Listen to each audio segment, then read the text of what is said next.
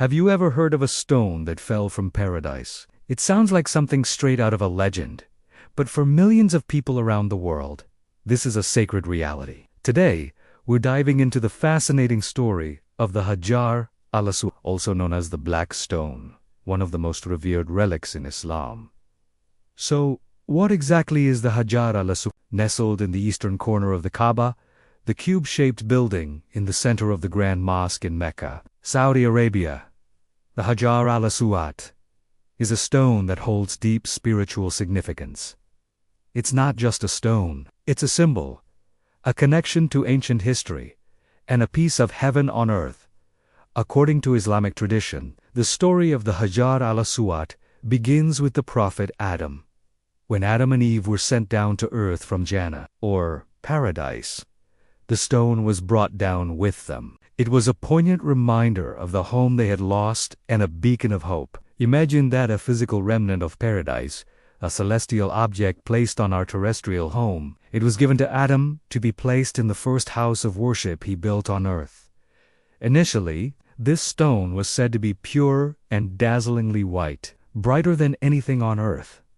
Its radiance was so immense that it could illuminate vast distances. But over time, as it absorbed the sins of the countless pilgrims who touched and kissed it throughout the ages, its color changed. It turned from a brilliant white to the deep, dark black we see today. This transformation serves as a powerful metaphor for the human condition and the concept of redemption. It's a physical representation of the spiritual burden carried by humanity, yet it remains a source of immense blessings. The history of the Hajar al-Aswad is intertwined with the history of the prophets. Generations after Adam, the original Kaaba was destroyed by the Great Flood during the time of the prophet Noah.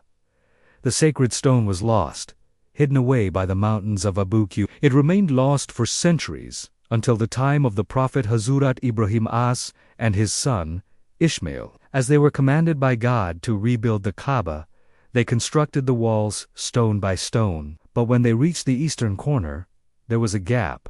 Hazrat Ibrahim asked Ishmael to find a special stone to mark the starting point for the tawaf, the ritual circumambulation of the Kaaba.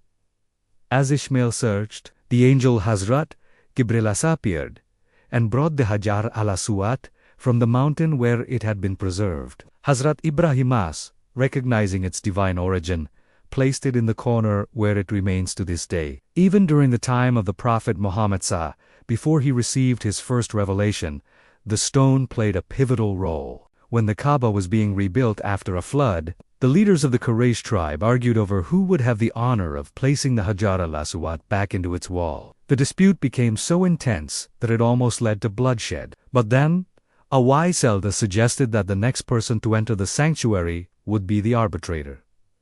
And who walked in? A young Muhammad, known to all as Al-Amin, the trustworthy one. He came up with a brilliant solution. He laid his cloak on the ground, placed the stone in the center, and asked a representative from each tribe to hold a corner of the cloak and lift it together. Then, he himself took the stone and placed it in its final position. This act of wisdom united the tribes and prevented a major conflict. Today, during the Hajj and Umrah, millions of Muslims flock to Mecca and try to touch or kiss the Hajar al-Aswad, following the tradition of the Prophet Muhammad. It's the starting and ending point for the 7 circuits they make around the Kaaba. Touching the stone is not an act of worship toward the stone itself. Muslims worship God Al-Anbat. It is an act of deep reverence and love for the traditions of the prophets. It's a moment of connection, a tangible link to a history that spans millennia, all the way back to the very beginning. So, the Hajar al-Aswad is much more than a black stone in the corner of a building. It's a witness to history, a symbol of unity, and a celestial relic that connects the earthly realm with the divine. A stone from paradise, holding stories of prophets and the prayers of billions. What do you find most fascinating about the Hajar al-Aswad? Let me know in the comments below. Thanks for watching, and if you enjoyed this journey through history, don't forget to like and subscribe for more stories like this. See you next time. Have you ever heard of a stone that is said to have come directly from paradise? It's not a myth or a legend, but a deeply revered object in Islam. This is the story of the Hajar al-Aswad, also known as the Black Stone. Nestled in the eastern corner of the Kaaba, the sacred building in the center of the Grand Mosque in Mecca, Saudi Arabia, the Hajar al-Aswad is a sight to behold. For centuries, millions of pilgrims have circled the Kaaba, hoping to touch or kiss this very stone. But what makes it so special? According to Islamic tradition, the story begins with the Prophet Ibrahim, or Hazrat Ibrahim Hassan, and his son, Ismail. When they were rebuilding the Kaaba, they needed a special stone to mark the starting point for the ritual or tawaf. The angel Gabriel, or Gabriel, brought the stone down from heaven. It's said that when it first arrived, it was a pure, dazzling white, even brighter than milk. So why is it called the Black Stone today? Over the centuries, as countless people have touched and kissed it, it is believed to have absorbed the sins of humanity, which turned its surface black. This is a powerful symbol of forgiveness and spiritual purification. It's not the stone itself that is worshipped, but it serves as a focal point, a connection to the divine, and a reminder of the covenant between humanity and God.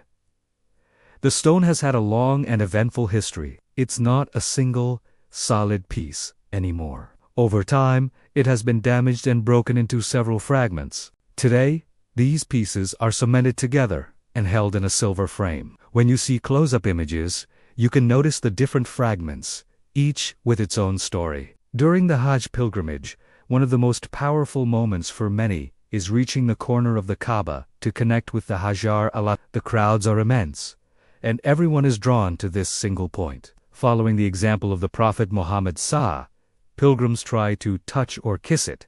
If they can't get close enough due to the crowds, they simply point towards it from a distance with their right hand and say, Allahu Akbar, meaning, God is the greatest. This act isn't about worshipping a stone. The second caliph, Umar ibn al-Khattab, famously said something very important while kissing the stone. He addressed it directly, saying, I know that you are a stone and can neither benefit nor harm. Had I not seen the messenger of God kissing you, I would not have kissed you. This perfectly captures the Islamic perspective. The reverence is not for the object itself, but for the tradition and the spiritual significance it holds. The Hajar al-Aswad is more than just a stone. It's a witness to history, a symbol of faith, and a link to paradise. It has been there for generations, watching millions of believers from all corners of the globe gather in unity. It reminds us of the beginning of the Kaaba's story and the continuous chain of faith that connects believers today to the prophets of the past. So, the next time you see an image of the Kaaba, look for that small, dark stone in its silver frame. Remember its incredible journey from paradise to earth, and the deep spiritual meaning it holds for over 1 billion people around the world. It's a beautiful testament to faith, history, and the enduring human quest for a connection with the divine. Thanks for watching. If you found this story fascinating, please like, share, and subscribe for more content about history and faith. See you in the next video.